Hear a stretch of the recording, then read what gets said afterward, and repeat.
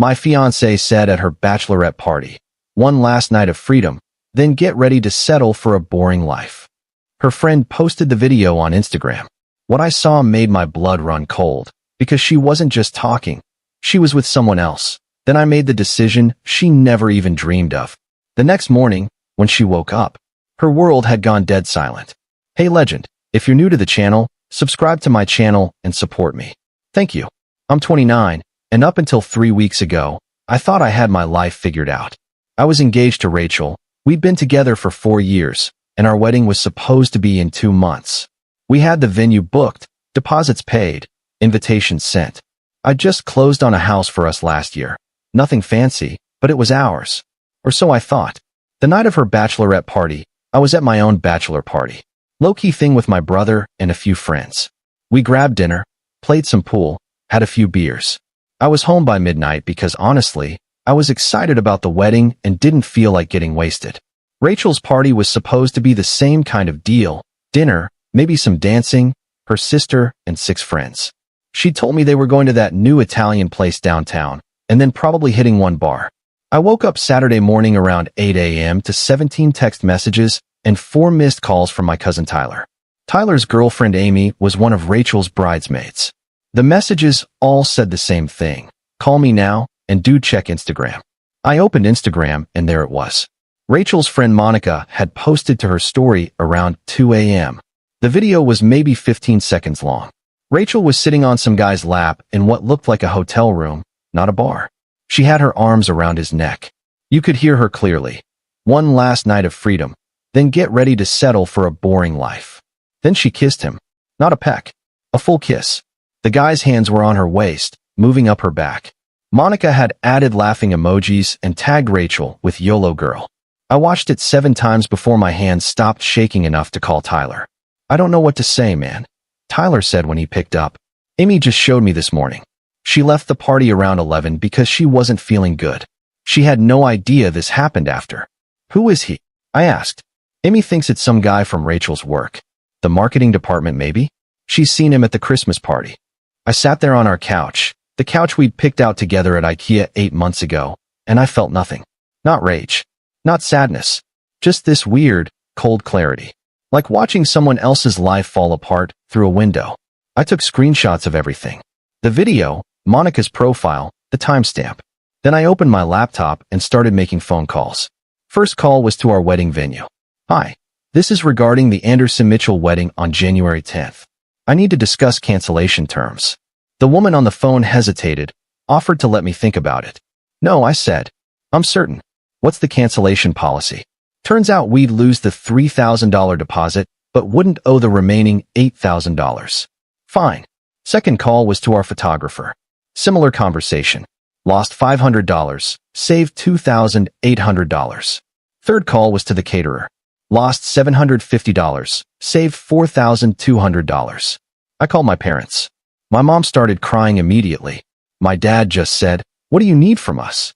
I told them to start calling relatives and letting them know the wedding was off. I'd handle Rachel's side. By noon, I'd canceled everything. The flowers, the DJ, the rehearsal dinner reservation. I even called the hotel where we'd blocked rooms and released those. Every single vendor got the same message. The wedding is canceled. Yes, I'm sure. No, I don't need time to think about it. Rachel came home around 1 p.m. I heard her car pull into the driveway. She walked in looking rough, smudged makeup, still in her dress from the night before, heels in her hand. She saw me sitting at the kitchen table with my laptop and smiled this tired smile. "Hey babe, sorry I'm just getting back. We got a hotel room because everyone was too drunk to drive and Did you have fun?" I asked. She froze. Something in my voice must have tipped her off. What? Last night. Did you have fun? It was fine. We just danced in. Rachel. I turned my laptop around so she could see the Instagram video paused on her face, mid-kiss with that guy. Did you have fun? Her face went white, then red, then white again. It's not what it looks like. Really? Because it looks like you made out with some guy from your office while telling your friends that marrying me would be boring. We were just drunk and joking around. It didn't mean anything. You're right, I said. It doesn't mean anything anymore. Because I spent this morning canceling our wedding. It's done. All of it. She stared at me. You're blowing this out of proportion. Nothing even happened. We just what? Just kissed? Just spent the night in a hotel room with him? What exactly are we calling nothing here? I didn't sleep with him. Okay. I closed my laptop. Get out. What? This is my house. My name on the mortgage. Get your stuff and get out. You can't just kick me out. I live here. You don't. Legally, you're a guest. I bought this house before we got engaged, and you never contributed to the mortgage. So pack your things and go. She started crying then. Big, heaving sobs. Please, we can work through this. I made a mistake. It was just cold feet. Everyone gets cold feet before a wedding. Cold feet don't involve someone else's tongue in your mouth, Rachel. Update 1. She called her sister Brianna to come pick her up. While we waited, Rachel kept trying to explain. The guy's name was Derek. They'd been working on a project together for 3 months. We're just friends, she insisted. It was the alcohol. Monica kept pouring shots, and I wasn't thinking straight. Were you thinking straight when you said marrying me would be boring? She didn't have an answer for that. Brianna showed up 40 minutes later. She gave me this look like I was the asshole. You're really doing this? 2 months before the wedding. Your sister already did it, I said. I'm just cleaning up the mess. They packed 3 suitcases of Rachel's stuff and left. Rachel kept crying, kept saying we'd talk tomorrow when everyone was calmer. I didn't respond. I just locked the door behind them and sat in the silent house. My phone blew up that night. Rachel's mom called me 6 times. I sent her the screenshots and didn't answer after that.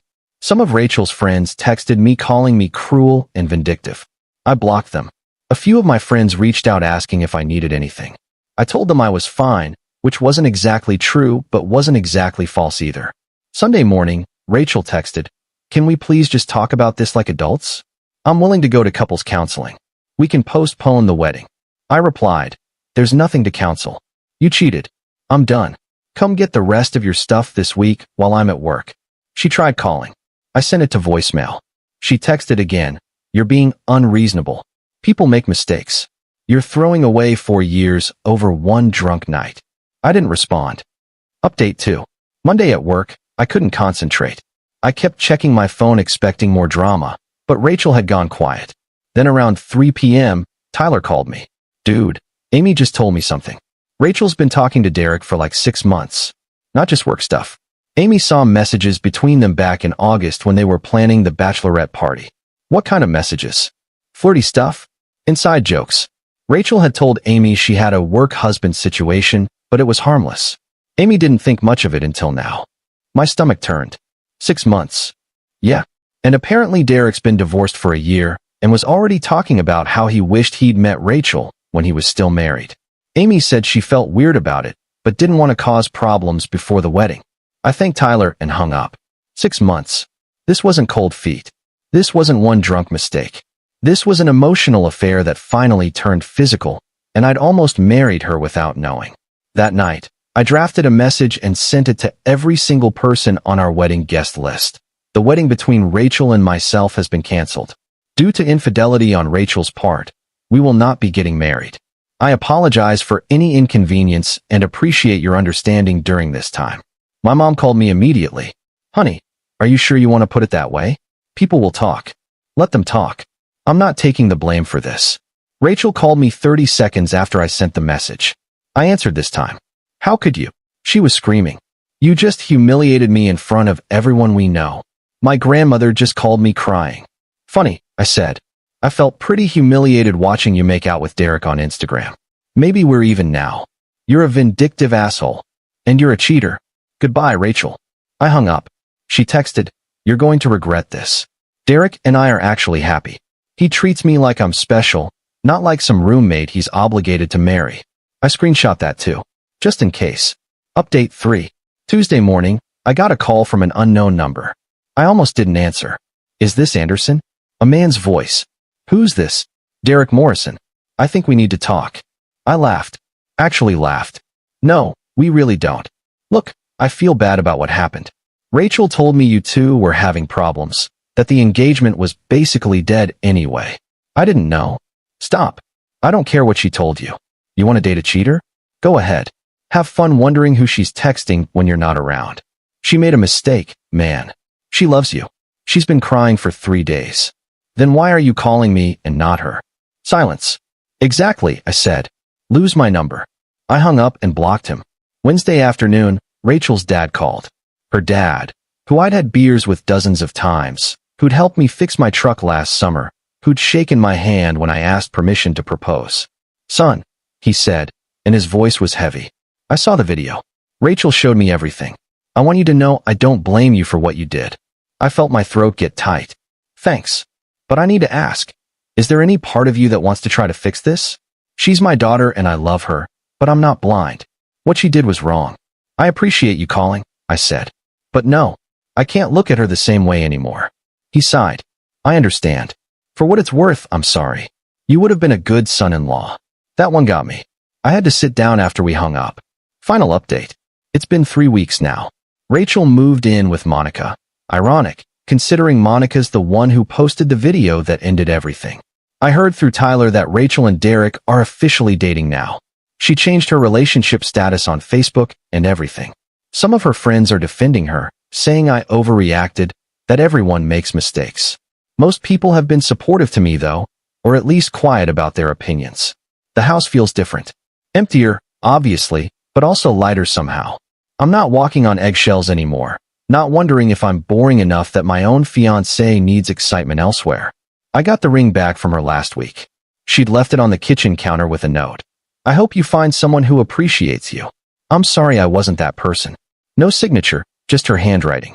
I sold the ring yesterday. Used the money to book a trip to Colorado with my brother. We're going hiking in December, just the two of us. Something I'd wanted to do for years, but Rachel always said sounded miserable. My mom asked me the other day if I was okay. Really okay? Honestly, I don't know yet. Some days I'm angry. Some days I'm relieved. Most days I'm just numb. But I know I made the right call. You can't build a marriage on someone who sees you as the boring option, as the safe choice they settled for while fantasizing about someone else. The wedding would have been this weekend. Instead, I'm sitting in my house, drinking coffee, and planning that Colorado trip. And for the first time in 3 weeks, I feel something close to peace. Edit 1. A lot of people are asking if Derek knew we were engaged. According to Amy, yes. Rachel had her ring on at work every day. He knew. Edit 2. No, I'm not taking her back. Several people have messaged asking if we're going to reconcile. We're not. That ship sailed the moment she sat on Derek's lap. Edit 3. To everyone sending messages about revenge and getting even, I already got my revenge. She lost someone who actually loved her, and she stuck with someone who helped her cheat. That's punishment enough.